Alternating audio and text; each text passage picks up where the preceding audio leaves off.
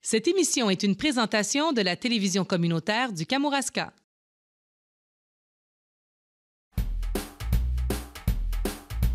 J'étais venu en touriste, mais je n'avais pas calculé le risque, celui de tomber en amour. Oh, Kamour, amour, amour, Kamouraska. Oh, Kamour, amour, amour, Kamouraska. Cette semaine à Plaisir d'été au Kamouraska, on vous met l'eau à la bouche en visitant la Bête à 4. Mais pour tout de suite, étant donné qu'on est le matin, on se rend à la boulangerie La Pocatière pour, entre autres, humer la bonne odeur.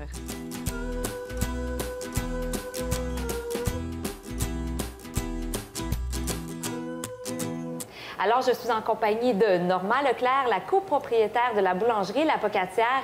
Bonjour, Madame Leclerc. Bonjour. C'est la première fois que je viens ici. Je me sens un petit peu honteuse, mais ça sent tellement bon dans une boulangerie. Partir une journée là, à la boulangerie, c'est sûr que tu vas avoir une belle journée.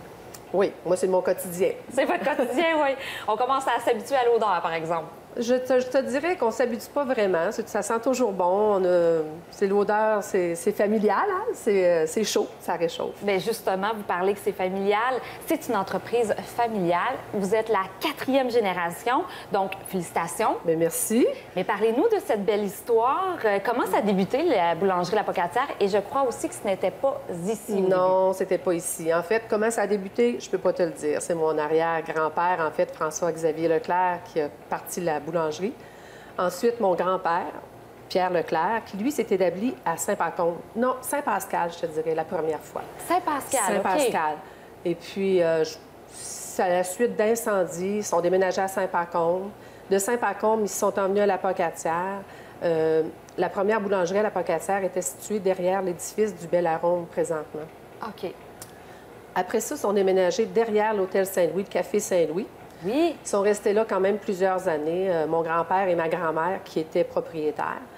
Ensuite de ça, bien, mon père, avec 2 de ses frères, sont devenus propriétaires en 61. Ça s'appelait Boulangerie Sainte-Anne.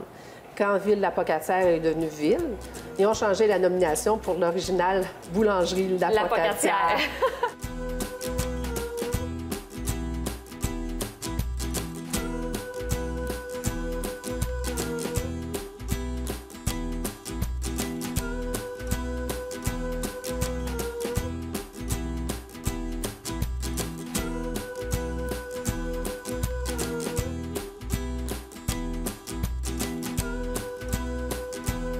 Mes 2 frères et moi avons acquis la boulangerie en 1989. Alors, à ce moment-là, on est devenu la 4e génération. Mon père et ses 2 frères, eux, ont déménagé ici sur la 8e avenue en 1971-72. Et là, présentement, vous êtes la copropriétaire avec vos 2 frères ou seulement Non, avec un frère? avec un de mes frères. Un de vos frères? Oui, on est 2. Depuis 6 ans. Le 3e est parti pour une autre vocation. Et nous, on a continué le chemin avec nos employés. Et puis là, ça fait longtemps, là, vous travaillez pour la boulangerie. Là. Vous n'avez pas commencé non. à 20 ans, là. Vous avez commencé à 11 ans? 11 ans. En fait, quand mon père est déménagé ici, c'était une des premières fois qu'il y avait un comptoir de vente. Parce qu'à l'original, quand on était sur la 4e avenue, il n'y avait pas vraiment de vente qui se faisait au comptoir. Quand on est arrivé ici, les ventes ont commencé. Alors, toute petite, là, on a commencé à faire le service au comptoir. Parce qu'avant, c'était seulement de la livraison? Plus la livraison. Il y avait, à ce moment-là, je vous dirais, 7 à 8 camions qui sillonnaient les rues de La Pocatière et de la région. Il faut se rappeler qu'à cette époque-là, bien, les dames étaient à la maison. Hein? Les familles étaient plus nombreuses. Et je vous dirais que la cuisson de pain était beaucoup plus importante que maintenant. Quand mon père et ses frères sont déménagés ici, je vous dis, il y avait 2 chiffres. Hein. Dans le fond, ils travaillaient de nuit pour le pain du matin et durant le jour, ils continuaient la cuisson pour les pâtisseries, les beignes et tout ce qui se faisait autour. Maintenant, on est un chiffre, un quart de travail, là, puis c'est suffisant. Bien oui, parce que c'était beaucoup d'heures là, de travail. C'était beaucoup d'heures, puis c'est sûr que c'était peut-être un peu moins mécanisé. Hein? Puis c'est ça. Et qu'est-ce qu'on retrouve dans cette fameuse boulangerie de La Pocatière? Votre spécificité, là, si on commence avec vraiment vos coups de cœur. Qu'est-ce que vous Mes faites? coups de cœur. Ouais. On fait plein de choses. Je te dirais que ça dépend. Mes coups de cœur à moi peuvent être différents de ceux de C'est sûr, plein mais de votre gens. spécificité ici, c'est quoi? Bien, le pain et la pâtisserie, c'est sûr OK. que, tu sais, dans le fond, puis on a gagné à... Bien, si je vous dis que notre slogan, c'est « La tradition au goût du jour », c'est qu'on a gardé les choses traditionnelles que nos parents nous ont fait connaître pour ajouter les produits au goût du jour que les clients ont acquis. Exemple, on a des pains qui sont maintenant plus avec des grains. Avant, on ne retrouvait pas ça. C'était le pain blanc et le pain de blé régulier. Donc, avec différentes céréales. Oui, là, maintenant, on a différentes céréales, le pain à l'avoine, les pains biologiques. Les pâtisseries, on a toutes sortes de nos beignes au miel qui se font une réputation quand même. Ça, c'est sûr que c'est une Tout le monde aime tradition ça. qui a traversé le temps. Oui. Les fèves au lard qui sont une recette de notre père. On a rajouté la sauce à spaghetti qui est la recette de notre mère. Plein de choses différentes, là, quand même. Oui, Là. plein de choses différentes. On peut pas s'imaginer qu'on peut acheter de la sauce à spaghetti dans une boulangerie, mais vous le faites. Oui, c'est ça. Disons qu'on a rajouté des éléments pour pouvoir continuer à très bien servir notre clientèle. Les gens l'apprécient. On a même des clients qui nous demandent de les appeler lorsque la sauce sort. C'est des choses... ça, c'est le fun. Oui, Oui. on a une belle clientèle. On est fiers de nos clients. Mais justement, si on parle de la clientèle, vous n'êtes pas pignon sur rue, hein, on ne peut pas dire Non, ça. Vous n'êtes pas dans les... Peut-être un projet futur, qui sait. Mais comment on fait pour se procurer? On peut venir ici, se procurer vos produits, mais j'imagine qu'on peut aller aussi dans des épiceries? Oui. Cependant, dans les épiceries de la région, c'est sûr qu'on dessert les épiceries de la région, sauf qu'il y a des produits qui, malheureusement, ne sortent pas d'ici. Bien, malheureusement ou heureusement, parce que les gens doivent faire un détour pour venir nous voir notre accueil, comment ça va aussi, parce que chaque client est un client important à nos yeux. Souvent, les gens, lorsqu'ils rentrent ici, on les appelle par leur nom. C'est familial, comme je vous disais tout à l'heure. C'est une continuité. Exemple, les tourtières, les pâtés au poulet, pâtés au saumon, eux, on ne peut pas les mettre en épicerie parce qu'il faut un permis spécial. Alors, les gens les retrouvent ici. C'est ça. C'est une habitude que les gens prennent. Il faut mettre la destination de la boulangerie sur la 8e avenue dans notre programme là, lorsqu'on fait l'épicerie.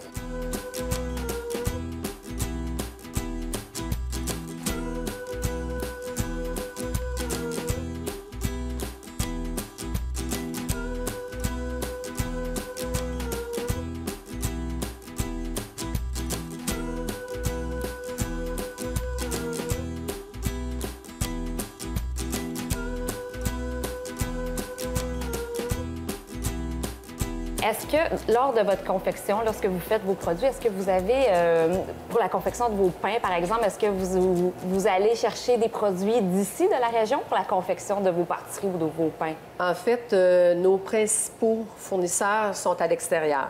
OK. Il ne faut pas se le cacher. Les produits de boulangerie-pâtisserie, c'est souvent, ils viennent de l'extérieur. Sauf que, l'exemple, j'ai du pain intégral de blé qui est fait avec la farine du moulin de Saint-Roch. Mais mis à part ça, je te dirais qu'on a certains fournisseurs à la Pocatière, comme Alimentation René Pelletier, mais sauf que majoritairement, nos choses sont achetées de l'extérieur.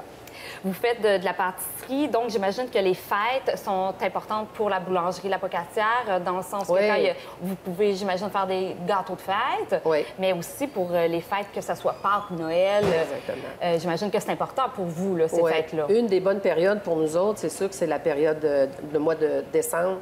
Pour Noël. C'est très, très important. On commence pratiquement au début d'octobre à confectionner, exemple, nos gâteaux aux fruits qui, eux, doivent être un petit peu plus vieux pour qu'ils soient encore meilleurs. Alors, déjà, début octobre, on va commencer à préparer notre temps des fêtes.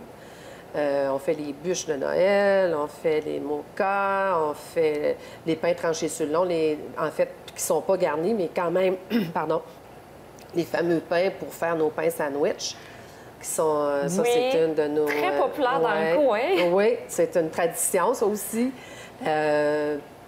Les macarons, tout ce qu'on peut mettre sur notre table, puis on est fiers de participer au party des fêtes des gens. Est-ce que vous prenez des commandes spéciales déjà? Oui, déjà, je vous dirais qu'en début novembre, on a déjà un petit dépliant qu'on donne à nos clients. Qu'on met un petit peu dans les genres de... Comme, je vais dire, au club d'âge d'or, quand ils viennent, on leur en donne une petite pile pour qu'ils puissent le distribuer. Par la publicité. Oui.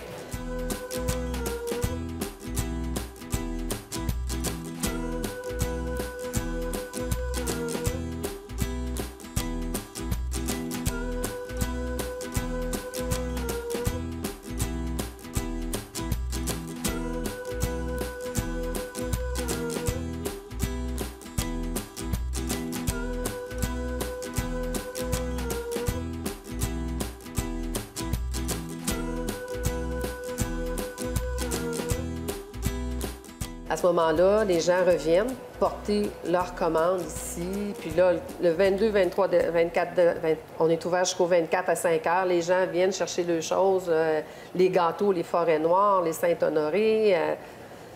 Donc, on peut retrouver de tout. De tout. Mais ça, c'est pour Noël. Mais on a, comme tu disais tout à l'heure, Pâques, les fêtes des pères et les anniversaires des enfants. On participe, dans le fond, on part du début. Les baptêmes, les anniversaires chaque année, les mariages, on a des beaux gâteaux de noces, puis c'est ça. Puis un gâteau de retraite, pourquoi pas? Oui, pourquoi pas. Et en terminant, vous avez beaucoup travaillé pendant plusieurs années à la boulangerie La Pocatière. Qu'est-ce qui vous allume encore? Est-ce que vous êtes autant passionné? Oui. Chaque matin, je suis contente de venir puis de voir ce qui me fait toujours... Là... Ça va arrêter. Ça m'émeut toujours de voir que les gens sont encore là pour nous autres. Ils sont dit qu'on va... Oh, c'est beau! C'est beau! Vous êtes toute émotive. Chaque fois. En fait, c'est les gens. C'est à cause des gens qui... Les clients, la fierté de voir qu'au fil des ans, les gens sont encore là, que les gens nous encouragent, puis que c'est quand même impressionnant. Ça fait, pour moi, ça fait déjà 28 ans que nous sommes à la barre, Gervais et moi. Mes parents étaient là avant nous.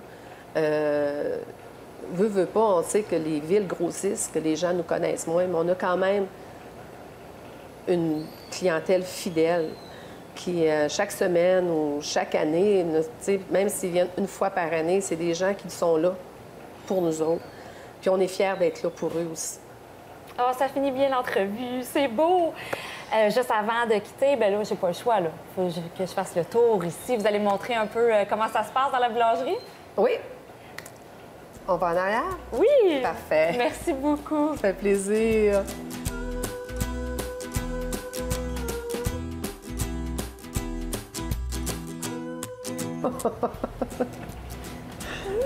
C'est dans ma palette.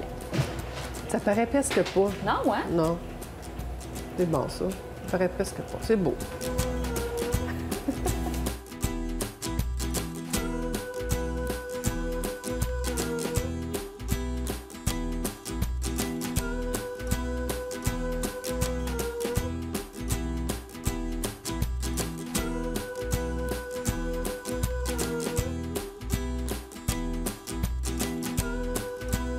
Fait que dans le fond, ici, je vais vous l'expliquer en passant. Ici, c'est le coin de finition de pâtisserie. C'est Harry, c'est mon pâtissier. Bonjour. Bonjour, Harry. Et puis, c'est ça, c'est le coin de finition. Tout ce qui se passe ici, c'est que lui fait la finition des pâtisseries, gâteaux d'anniversaire, des choses comme ça. OK. Mais la base est faite en arrière. Tout est fait en arrière. Fait que là, on va aller directement au fond.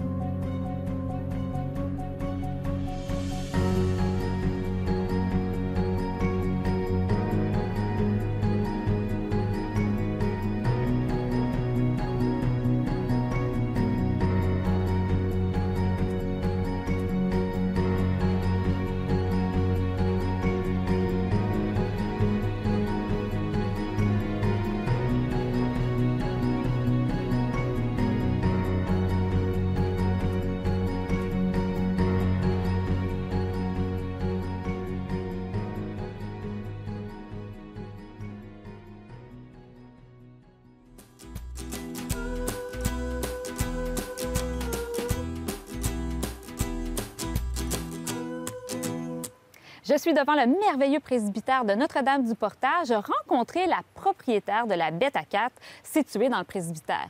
Là, vous allez me dire, ouais, mais qu'est-ce que tu fais à Notre-Dame-du-Portage? C'est une émission sur le Kamouraska, c'est plaisir d'été au Kamouraska. Wow. Un instant, c'est juste pour vous dire qu'on peut quand même se procurer les repas à Saint-André-de-Kamouraska. Ha ha! Allez, suivez-moi, je vais vous présenter cette merveilleuse propriétaire.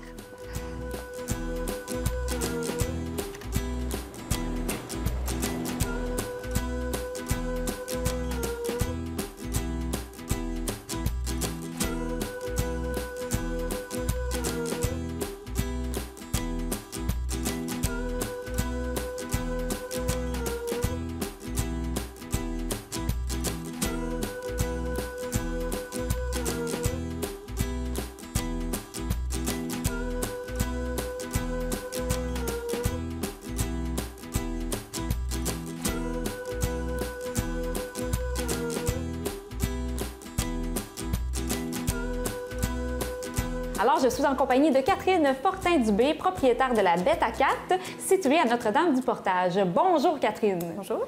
J'aimerais savoir tout d'abord la petite histoire de la Bête à 4, parce que ça fait pas tellement longtemps que vous êtes ouvert, mais on dirait pas, là, avoir les gens qui sont ici. C'est gentil, merci. Oui, en fait, on a ouvert au début de l'été 2016. Donc, présentement, c'est notre deuxième été. Puis, donc, on a ouvert, en fait, pour la saison touristique, en mode un peu comptoir, prêt à manger. On voulait offrir un peu du fast-food, mais santé. Ah, ça, c'est bon. Ça, on aime ça quand on appelle ça fast-food, mais santé. Oui, c'est ça. Donc, pour l'été, là, on focus vraiment sur le service sur place. Les gens peuvent venir, oui, manger sur place, mais aussi pour apporter. Donc, juste venir passer se prendre une collation, quelque chose comme ça. Ou un jus. Un jus, un smoothie, un café. Mais avant de parler de tout ce que tu offres ici, pourquoi tu as décidé de partir cette entreprise-là? Qu'est-ce qui t'a amené à faire ça? En fait, c'est un projet, si on veut, qui coulait sous les ponts depuis un petit bout. Ça faisait longtemps que je voulais offrir une meilleure offre, en fait, une plus grande diversité d'aliments santé. Puis, j'ai étudié dans le domaine, dans l'idée un peu là, de rendre plus accessible, plus abordable la saine alimentation. Donc, j'ai fait une technique en diététique. Après ça, j'ai fait un bac en sciences des aliments. Puis pendant ce temps-là, j'avais comme un peu tout le temps le petit projet dans ma poche d'en arrière qui attendait. Puis, dans le fond, il y a 2 ans, j'ai décidé que c'était pas mal le moment de se lancer. Tout s'est aligné pour que tu puisses lancer ton entreprise. J'imagine que tu as eu quand même du monde qui t'ont poussé un peu, là. Oui. Tu n'as pas fait ça tout seul? Non, c'est ça. En fait, je suis seule propriétaire du projet. C'est vraiment mon bébé à moi. Sauf que quand j'ai lancé, dans le fond, l'année passée, j'ai commencé avec une campagne de sociofinancement. Donc, j'ai commencé à parler de mon projet à mon entourage en expliquant un peu ce qui allait s'en venir, en expliquant que j'allais m'installer au presbytère, puis tout ça, à Notre-Dame-du-Portage. J'ai vraiment eu une superbe réponse. Il y a beaucoup de gens qui m'ont encouragée. En fait, je vendais comme des certificats cadeaux. Donc, les gens en avaient vraiment pour leur argent. Ils me donnaient 10 $ pour m'aider à comme, partir mon fonds de roulement et tout ça. Mais en échange, dès que ça ouvrait, quand ils venaient, il y avait 10 $ en produits. C'est vraiment intéressant. Puis, je trouve que c'est vraiment une bonne idée ce que tu as fait. Est-ce que c'était sur la ruche? Non, c'était, dans le fond, c'était avec Indiegogo. Indiegogo. La ruche Bas-Saint-Laurent est comme apparue après, dans le fond. OK. Puis, tu as parti ça aussi parce que tu ne retrouvais pas vraiment ce que tu avais envie de manger dans le coin. C'était pour vraiment offrir une diversité, mais c'était pour combler tes besoins à toi, premièrement, là. Oui, c'est ça. En fait, tantôt, je disais, tout s'est aligné, mais en fait, je suis devenue végétalienne pendant que j'étais à l'extérieur, pendant mes études. Puis quand je revenais dans la région, j'étais un peu misérable. En fait, je mangeais chez moi, je cuisinais pour moi, ou je pouvais pas vraiment. C'était compliqué d'aller au restaurant, tout ça. OK. Puis le mouvement a un peu pris de l'ampleur. Les gens sont de plus en plus au courant des bienfaits des végétaux, de plus en plus intéressés par la cuisine végétale. Donc, j'ai comme trouvé que c'était le bon timing, puis j'ai décidé d'offrir ça. Puis effectivement, avec la réponse que j'ai eue, ça montrait que les gens avaient vraiment besoin et envie d'avoir accès à des végétaux puis à traiter autrement. Puis c'est vrai qu'on a de plus en plus d'informations aussi sur les nourritures. On est plus consciencieux de ce qu'on veut manger maintenant. Oui. Donc, c'est pour ça que ça fonctionne ici. Oui. Là, on va parler de tes produits. Qu'est-ce qu'on peut retrouver ici? Oui. Bien, en fait, disons pendant l'été, là, vraiment, dans notre comptoir prêt à manger, on offre surtout des salades, des bols repas qui sont un peu la mode des bols dragons ou les pokéballs. C'est un peu toute la même structure du riz, de la verdure, des légumes. Donc, nous, on offre des bols dragons avec plein de variétés de protéines végétales, des légumes, des grains entiers.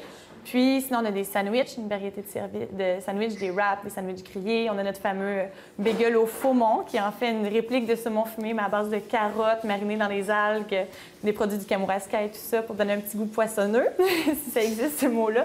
Un petit goût de poisson, oui, c'est ça.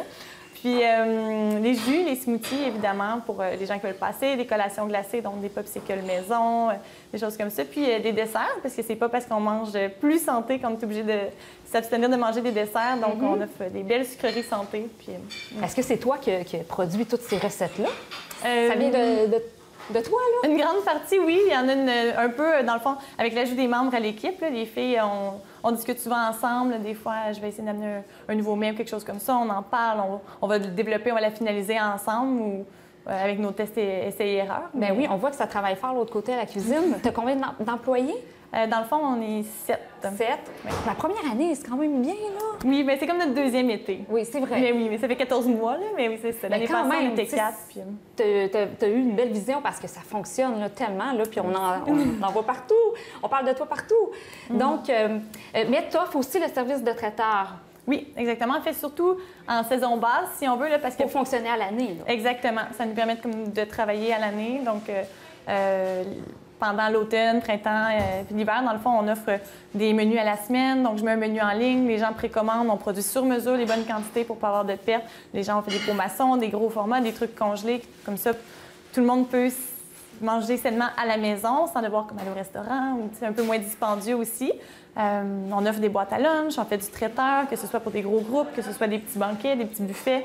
On essaie vraiment là, de juste mettre des végétaux partout. Donc, en fait, dès que j'ai une demande, on essaie de s'adapter puis de le faire là, dès que ça fit dans la demande. Mais pour tes livraisons, là, c'est quoi ton territoire que tu couvres? Est-ce que c'est tout le KRTB ou tu resterais peut-être Rivière-du-Loup, Kamouraska? Oui, c'est ça, exactement. Surtout pour l'instant, ça. Bien là, comme pour l'instant, on est jusqu'à Saint-André avec la Maison culturelle. Justement, je voulais m'en venir avec la Maison culturelle, mais je peux en parler maintenant parce qu'on peut se procurer de tes produits à la Maison culturelle à Saint-André. Donc, si, je ne sais pas par quelle magie, on ne peut pas sortir par du Kamouraska, on peut aller à la Maison culturelle pour se procurer tes boîtes à lunch. Oui, exactement.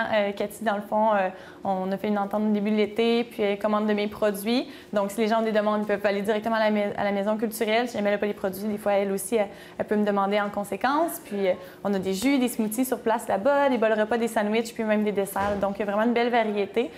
Ça évite aux gens, des fois, peut-être de devoir se déplacer justement jusqu'à Notre-Dame du Portage ou d'avoir accès quand même. Puis quand tu construis là, tes recettes, quand tu les confectionnes, est-ce que tu utilises des produits des entreprises d'ici? Comment ça fonctionne au niveau de ton approvisionnement? Oui, bien, en fait, tout ce qui est fruits et légumes, là, le plus possible. En fait, je fais aussi partie du marché public La Fontaine. Je fais partie du CA, puis je suis très impliquée émotionnellement, si on veut. J'y crois beaucoup. Est-ce que tu as tes produits au marché? Là? Oui. Ah, OK. J'ai un kiosque au marché public. OK. Puis j'encourage beaucoup, dans le fond, des autres de mes partenaires, en fait, là, si on veut, des autres membres du marché.